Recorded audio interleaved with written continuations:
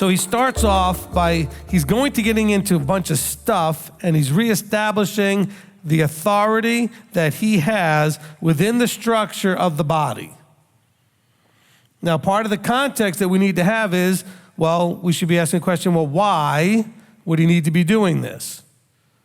Well, because there were people in Corinth, just like there are people here in this congregation, in every congregation, since Paul's time until now, and even going earlier, we see this even in the Torah portions, who will choose different leadership than established leadership. How many times did you read in the Heart of the Matter teaching, as we went from Genesis all the way to Revelation, that which was written on stones was supposed to then be lifted up and brought into your heart? So Paul is referring to that idea.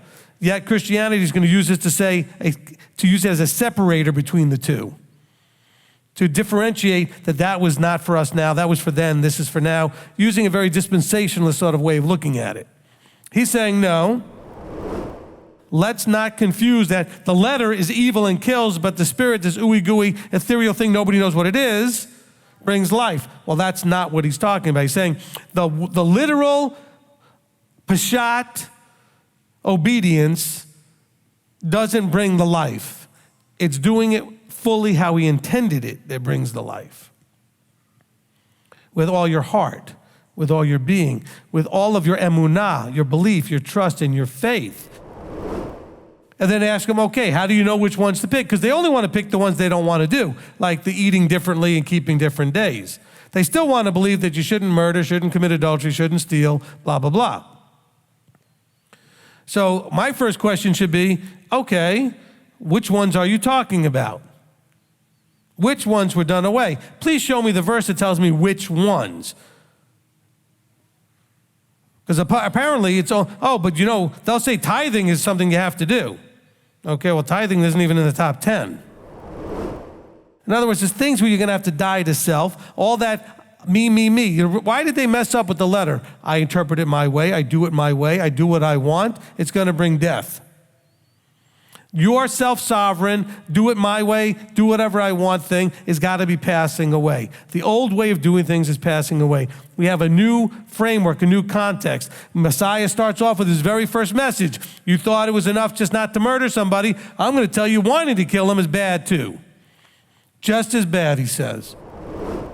He knows everything you did up until the moment he opened your eyes. So stop thinking that he was just doing it as a cruel joke. Because some of you are thinking, well, I'm never going to make it because I did this. But he knew that when he called you. You did all of that before he opened your eyes. Do you not think he's aware of what you did? All that stuff? Yet he called you anyway, knowing you can do this and you can be in. And so stop worrying about that and be embracing it, thankful for it, and walk in it. Now, all of a sudden, these non-Jews are coming and getting involved, and guess what? There's a rift. There's a challenge of coming together and not seeing the other person. It's like if you have a society that's all white and a society that's all black or all yellow or all green, whatever it is, and you look and now all of a sudden you're coming together and all you can see is there's a difference. Instead of saying, no, but you're a man and I'm a man, you're a woman and she's a woman, but why don't we just see that? Why do we see color? Well, here they're seeing previous background by birth. They're seeing genealogy. And they're saying, hey, we with the genealogy know better than you do. He's saying, look, a problem is that the mighty one of this age has blinded the minds. Let's give Hasatan credit finally where it deserves to be. The mighty one of this age is blinding the minds. The problem is he's only blinding the minds of the willing participants. Those who willingly don't want to see it. You want to see it, it's right there.